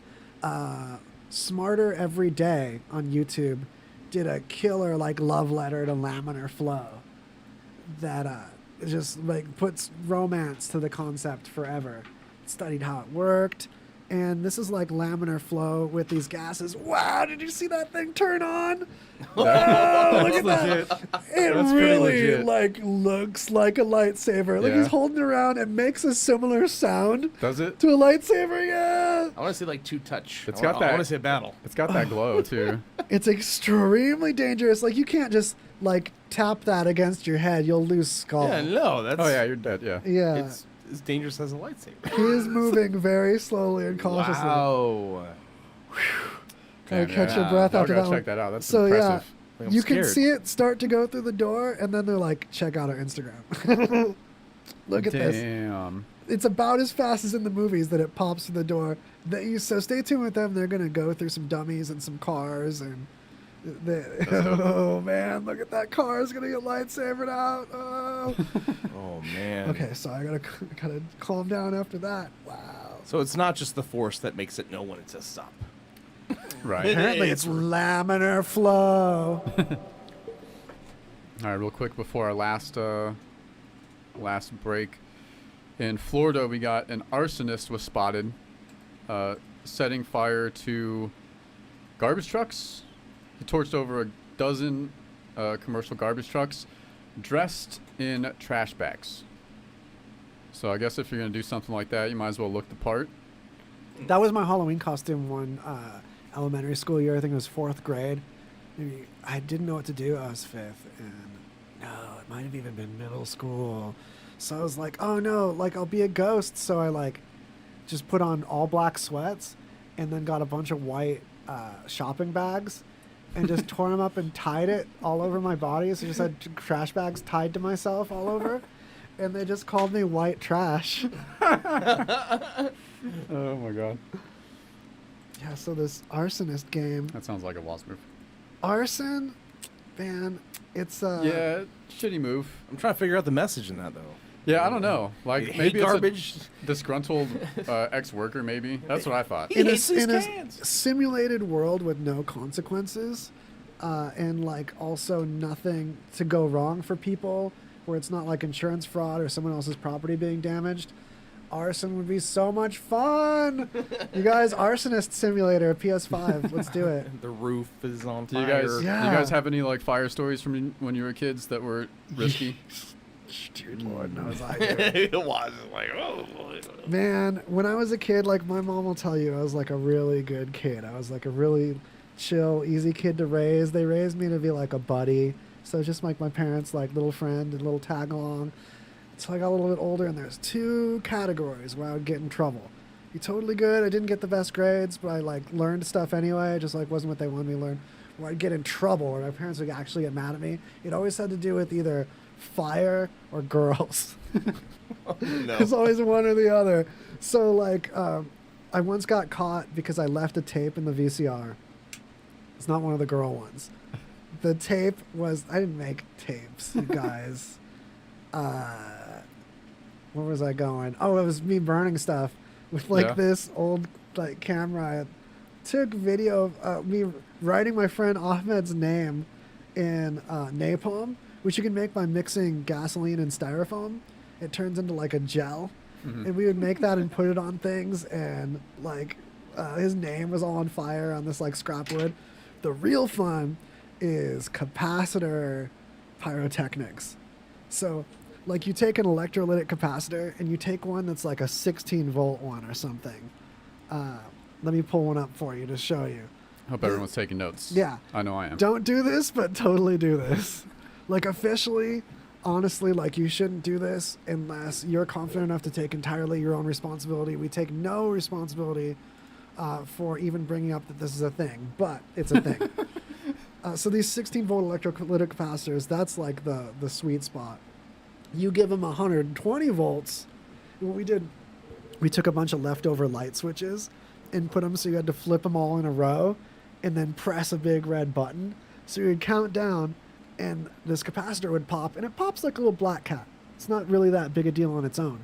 But someone gave us like overstock hair gel containers from some like hair gel company that went bottoms up or whatever. And we would coat them with just a coating of the gasoline. Because little known fact, you need the vapors. Liquid gas is practically worthless. Yeah. It burns proportionately slow compared to other things. It's part of the point to get that slow push kind of burn of that piston. So get a little bit of coating of the gasoline inside the hair gel container. It's about 2 inches tall and just about the perfect size container to put my fist in if my fist were a gel. That's how I tell you sizes of things. So we'd screw the lid on, pop this capacitor, and then the lid would go like 4 stories in the air. Nice. We'd put like a big coffee can over it and have the little coffee can rocket. Good times. We used to, in the big like drainage ditches, we would find like a can of spray paint and then get a little fire next to it and then drop a rock on it. And it's huge fire cloud. It's fucking Did you ever get great. where the spray paint can spins around on fire? Well, yeah, It's we like- had that happen. Yeah. Yeah, one time we did that. The worst injury I had from this is a friend threw Matt Sarr threw a chunk of cinder block onto a can that was already spinning and firing. It bounced off the cinder block and just like tumbled and bumbled its way towards me like a puggle. And I didn't get out of the way, and it just stopped into my shin. And there's a dent in my shin to this day. Actually, it might have been Sam. Sorry, Matt. My go-to was always Mom's hairspray and the candle lighter. Like that was just like your Classic. Classic. good little torch. Fireworks in the house. It's no excuse that you strapped them to a car and the car went really fast. You still can't have fireworks in the house. All right, should we do our last? Yeah. Throw them some bobs and think about, you guys, think in your heart about the real wonder behind electrolytic capacitors. Is your cell phone dirty? It's a fact. Your cell phone is 10 times dirtier than a toilet seat. Now you can destroy up to 99.9% of all germs on your phone in less than 60 seconds with the new UV Clean Phone Sanitizer from Homedics. Your phone is a part of your life. It goes where you go and more. It can easily pick up germs and viruses that can make you sick. Stay healthy. Our unique UV technology will destroy 99% of all the germs on your phone in just 60 seconds. Just put your phone in the sleek case and turn it on, and the germs are gone. Call now to order, and Home Medics will give you an extra $20 savings and get our 30-day satisfaction guarantee. Order yours now. Call 800-738-5332. 800-738-5332. 800-738-5332. Again, that's 800-738-5332. In times of economic uncertainty and chaos, your money means nothing. You may not even be able to get it from your bank or ATM. And the money you do have in the stock market will go down and down. What you can bank on is gold and silver. Gold and silver have been a reliable and trusted form of currency for thousands of years. Gold and silver have never been worth zero, and typically gold holds its value during economic turmoil. Call the Gold Hotline now and learn how to protect your money and your assets with gold and silver. And learn how to set up a new IRA or roll over your current one into a gold-backed IRA. Protect your money from the next market crash with gold and silver. Call now for your free gold guide. 800-430-7568. 800-430-7568. 800-430-7568. That's 800-430-7568. Be sure to get your mix of music. Listen to us with the RadioVegas.Rocks app available at the App Store. And check out our VIP card, interact with us in our chat room, and scheduling of our RadioVegas.Rocks shows, plus podcasts. It's all available on RadioVegas.Rocks app. It's Greasy Conversation, the talk show where we involve ourselves with dank news and dark tech.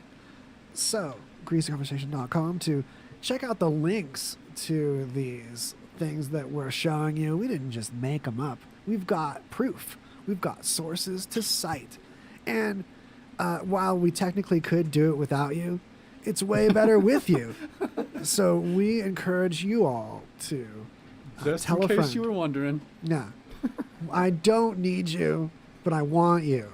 And isn't it better to be wanted than... I'm sure that's a song somewhere. Set someone up where they're just like dependent on you and all Stockholmed. That's Yeah. kind of relationship right there. Yeah, we're not like building our community from unavoidable abuse. Codependency, yeah. Yeah. We're not making you just get like that little bit of love after we've just kicked you around. We don't kick you around here. I don't know what's with my least I pitch here. heard. This is the show that doesn't kick you around. Why is this one like double hitting today? Yeah, like what's with, I gotta look at my Ableton, y'all. Like, it's like I got a sneaky little echo bit. I got a virus, I'm sure. If like, Macs don't get viruses unless it's my Mac. It's got a couple. all of them. Yeah, I don't know where I'm dipping it, but it's coming back. It's coming back greasy. Nice. All right, home stretch. We got a kind of sad, but also kind of you get what you get. A Florida man kills his twin while they're playing with guns. So they were like chilling in a car.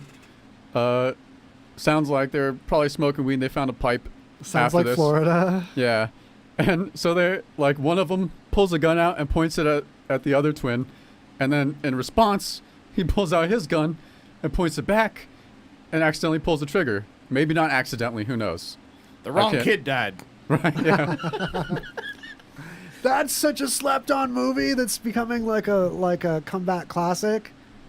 Dewey Cox. Dewey Cox, Walk Hard, the Dewey Cox story. I still have never watched that.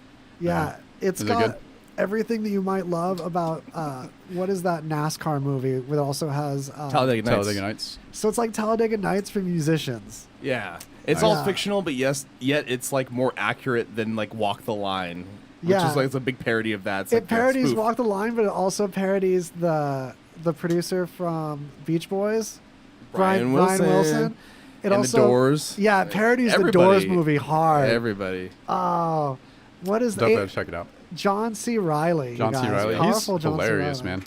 Dude, Steve Brule on Adult Swim. Rules for your health. Yeah, dude. For your fucking- health. Funny, dude. That's some of the best shit ever. But Steve Brule's great. Man, there is a comedian with the "Get What You Get" tattoo. There's a Yeah, that's what I thought of it. With the who was that?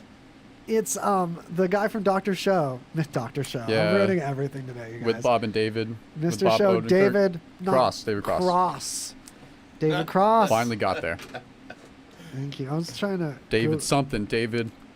Yeah, if you don't Google David Cross, the "Get What You Get" tattoo doesn't come up. Someone said I was Dave Novara and David Cross combined. like Dave that's what I Navarro? look like. Yeah, like Dave Navarro and David Cross. Oh, I can dude. see it. I can see it. yeah. The guy that was like a dad to me, shout out Dickie Sarr, because I was just talking about his kid, got me into guitars and stuff. He would talk so much shit on Dave Navarro. He was like old friends with him, because this guy used to roadie for Hendrix. Oh, That's wow. why I got some legit old parts from his shed, you guys. When I say I've got like a guitar part that's all special and old and I have no proof of it, that's what little provenance I have. But anyway, yeah, Dave Navarro. He would like tell us like, don't be like Dave Navarro. Damn. Whatever you do. Yeah. So funny. Damn. Blood Sugar Sex Magic, y'alls. Shit. That was the album that had him on it, right? We're talking about the Chili Peppers guitarist. To bring you guys back up to, Inside Baseball again. No, Navarro was Yeah, you're thinking Jane's Addiction. Addiction. Yeah. Oh no! What am I talking about? I'm talking about the RHCP is John Frusciante. No. Between the two Frusciantes, there was, it was Dave Navarro and the. Was he on RHCP for a while? Or was he on that album? Wait, you're saying those letters too fast. Red Hot Chili Peppers. Yeah, you know. Yeah, I'm yeah. not gonna say that all the time. Dave Navarro played Too in Chili fucking long. Peppers in '93. He was the one for the album that was those 4 names. He was Give It Away Now had no Okay. Frusciante. That was Dave Gotcha. Navarro, yeah. All right. Dang, he looks like a vampire. He looks like Chris Angel.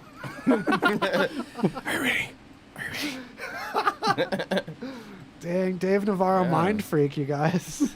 So a bunch of the guys from Ink Master came in the Golden Tiki, not the Golden Tiki, but Frank's Tiki Lounge one night, and I was just like sitting in there, and like they were like, "Oh, don't look at them, don't talk to them or whatever." And I was sitting there drawing illustrations on napkins while he's sitting like right over there, and I just left him there. It was like, Were they pictures of him, like a creepy stalker? absolutely. Yeah. Oh, yeah. They were like, "This is the worst illustration," like stabs. The eyes aren't facing the same way and stuff. Like Navarino. Navarro. All right. This is just a weird fucking story. There's in a Finland aquarium. There's this fish that got depressed or it looked like it got depressed when they had to shut down for the pandemic.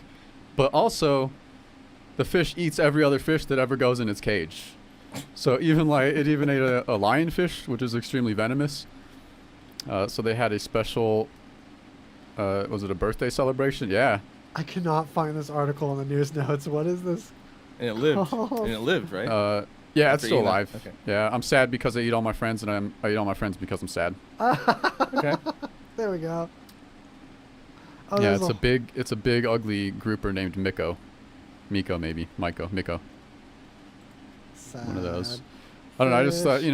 fish eating all Sad his friends. Look at his face, though. Groupers, man. Don't mess with them in an alley. Well, and then the people in the aquarium were like, "Oh, he's definitely depressed. He's really sad that he ate all his friends. We better have a celebration for him. We gotta get his spirits up." Oh, look at the little happy birthday all over his tank. Nice. This monster. Wow. No, there's fish that really get depressed and they get bummed when they don't have their buddies or they don't have enough interaction with their human pal. Like, there's fish that'll be a pal. This fish is just a dick. F this guy.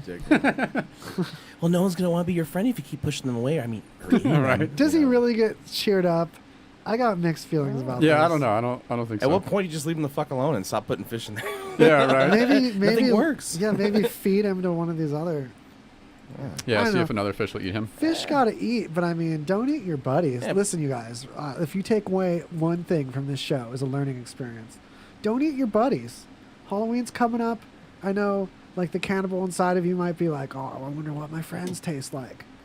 I mean, cunnilingus is one thing, but don't eat your buddies. Yeah, put your penis in there and you'll both be happy. You know? Yeah. Eat a weenie. Your penis don't die. He gets But a don't- snack. You feel good. You know what I'm saying? You know, helping fish. No teeth, you guys. If you're going to eat your friends, just no teeth. We do it for the fish. Yeah. It's all for the fish. A little bit of this.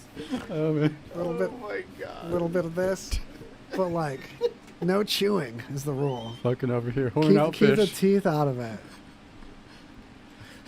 Oh no, dick and fish. It's a fish sticks. Right. Your new friend. Fucking fish pimping. It needs a friend here. Fish pimping. Fish and pimps.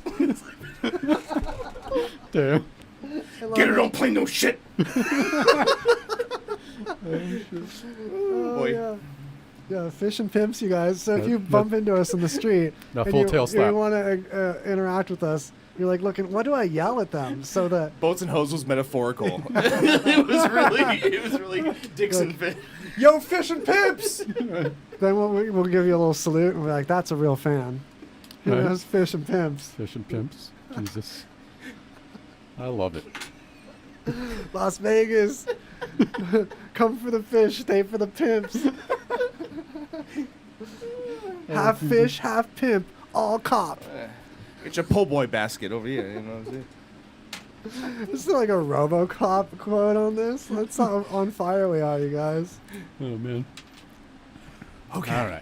All right. So, another Florida man news. We haven't had Florida man news in a while. I just realized your family eating noodles. You just titled it The Aristocrats. Yeah. The family died eating I mean, noodles. like, what else? I just couldn't think, you know. Powerful reference. Oh man, don't Google that, you guys. If you're under 18, don't Google The Aristocrats. The That'll end. just be a bunch of jokes. It'll just be, Like the legendarily worst jokes in history. yeah. So this one, this is like stupid, but dude just walking down the street snatched a $5 bill from some chick. It was in her hand. This old 60-year-old dude, and she went after him like, "Hey, give me back my money, whatever." And he starts getting belligerent. Never gonna give you back your money, and then just eats it. Eats a $5. See, we both win. Yeah. What? No. But he was charged with felony robbery Of for all the things- $5. Like, holy shit, man. I'm gonna eat one of the dirtiest possible disease-carrying objects. And it's Yeah. not even gonna be a very high denomination. Let him have it at that point. Yeah, man. I'm impressed. Yeah, Just- I'm not even upset. I'm impressed. Just, it was worth a felony. Holy shit, man. $5 felony, that's Jeez. not where you want to be at, man. Yeah, it's like you want to eat a larger denomination. If you're gonna take the risk, you just like want to go big or go home. Yeah. Swallow a coin. What if she says give it back, but he just hears eat the snack? And he goes, oh, okay. I'll give Maybe it that's in my poop. That's his defense. What's his name? Do we got his name? Doctor. Free Doctor whoever. That's our campaign. Start a campaign, yeah. Wow. And let's do a little. 1 second. And then last of the Florida man with this guy. This all long one. Another Florida. Yeah, which is just quick, and it's nothing big, but dude gets a scratch off, thinks he wins $1,000. Somehow missed 3 extra zeros on there. I was just walking around with like $1 million scratch off in his pocket for a couple days, just chilling. Like, what you doing? How you gonna miss 3 zeros, man? What the fuck? How you gonna miss 3 Right? zeros? Man, huge difference. And then he ate it. You guys, if you have any documents that are worth money, it's like a baller move to eat them. Right. Yeah, that's how you get respect in the hood, y'all. like those the Instagram posts where it's just dude like flashing like stacks of cash or shit on the bed, you know, just tons of cash and whatever. Instead of that, just like get a nice dish, get a stack of Yeah. hundreds, Fucking cut it up, eat it, put Make that it shit on rain Instagram. in your mouth. I So hope put that's that shit on ice cream. What's the rule of thumb? If it's green, it's healthy for you. Know? Yeah. Yeah, man. It'll make you stronger. Eat all your money. Eat all your money. It'll make you rich. Make you rich on the inside. It's like spiritual wealth that you get from. Popeye the homeless man. He's just stealing fives and eating them like candy. You know what I'm saying? Makes me strong. I lost all my money. You'll never guess how. Feed the homeless. I had strange addictions.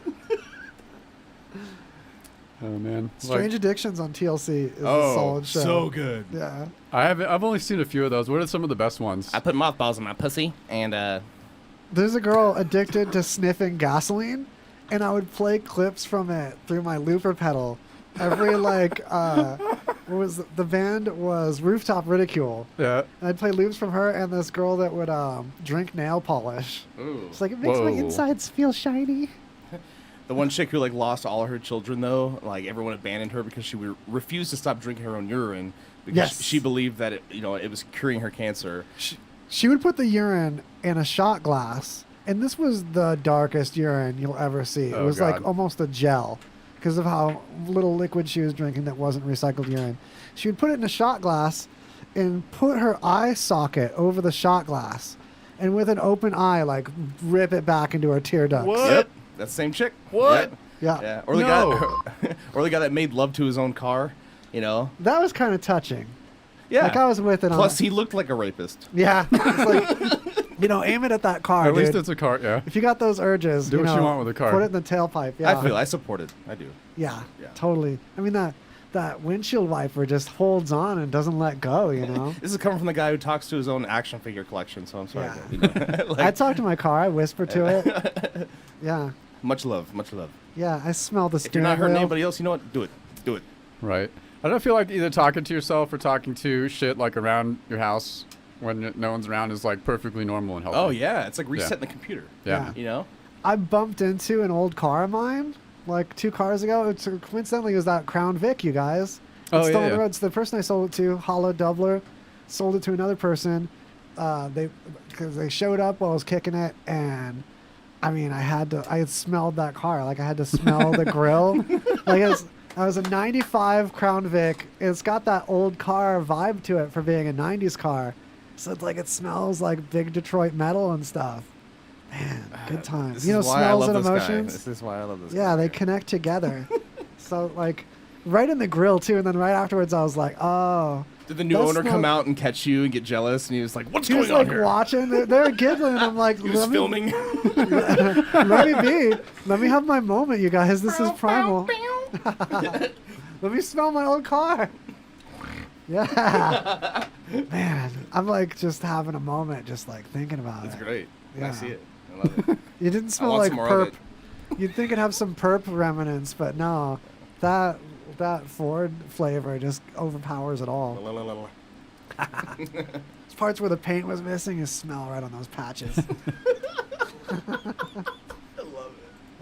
Oh man. All right, and then close to how about some cool science news to end it on. Neuroscientists have discovered a molecular mechanism that allows memories to form. So they found there's this whole genetic process that happens when inside neurons in the brain when memories begin to form.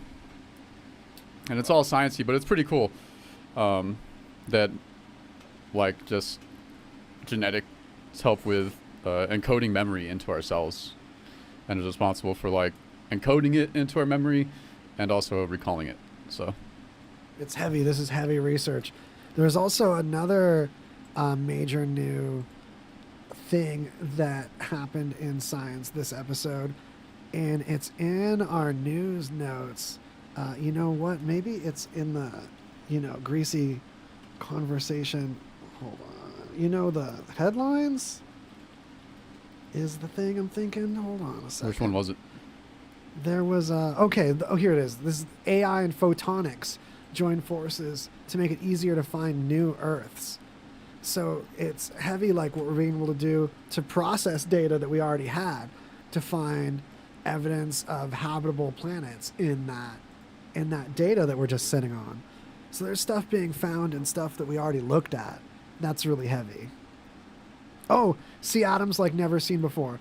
You guys, like, I'm freaking out with this. You can look at proteins now, like you probably can't, but like we can. Not us, but like science. I want to accept cookies forever, okay? Can I just always allow cookies? Right? I wish this that was is the the thing. stupidest thing, and this is Europe that did this, by the way, ruining our internet by making everyone have to announce that they use cookies. It's like saying, hey, by the way, you have to look at this web page in a browser. Is that cool? Is it cool that you're using a web browser to look at our stupid web page? Obviously. Just accept cookies all the time. Can I just cookie. Just give me all the damn cookies. I want the cookies. I'll deal with the cookies on my own. You can't hide a virus in a cookie. It's just track. No, it's tracking me. Just track me and shut up about it. But a Fig Newton, though. So many viruses. So I don't mean to turn into an outrage podcast, but I'm gonna take my damn cookies and like it. And so this atomic, real quick. So why that's important is they can see the atomic, or how the actual atoms actually come together. Yeah, and how they affect the biological processes of different structures in our body. Yeah, because even with like an electron microscope, stuff has to stay really still. And that's not going to happen with proteins moving around. And so we've had to kind of infer and like deduce what atoms are involved in the molecules of proteins. So now to actually just see that situation really helps things along. I don't want to sign up for your newsletter either. I just want to use your content. You guys, there's no newsletter. You're watching the newsletter. Deal or don't, you're just going to take our cookies and like it. And that's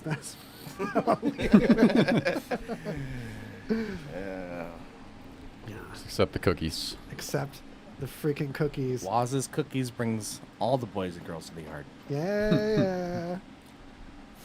Cookie fever. So, oh, hey, that's right. Plugs. Sorry. Stay tuned for the Grungy Faucet with Kevin Fawcett. And even later, you've got Freakmaster. It's just a killer day today. Dirty Window, Greasy Conversation, Grungy Faucet, Freakmaster. And even before that, there's dope stuff on the schedule.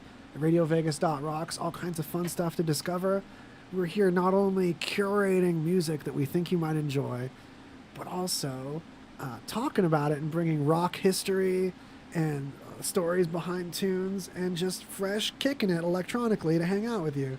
On that note, AJ, any final plugs to leave us with?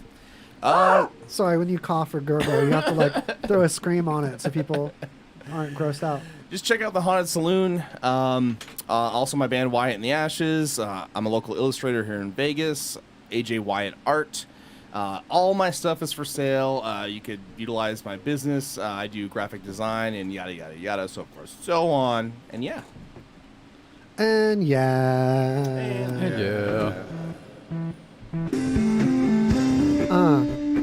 So yeah, that's it.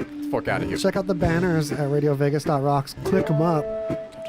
Play back some of those ads with the phone numbers and call them. Just calling them and talking about RadioVegas.Rocks, even if you don't necessarily patronize them, really pay some bills. Some of them really hook it up, and we can't do it without that. That's seriously like how these lights stay lit up. Stay greasy, baby. Stay greasy. Yeah.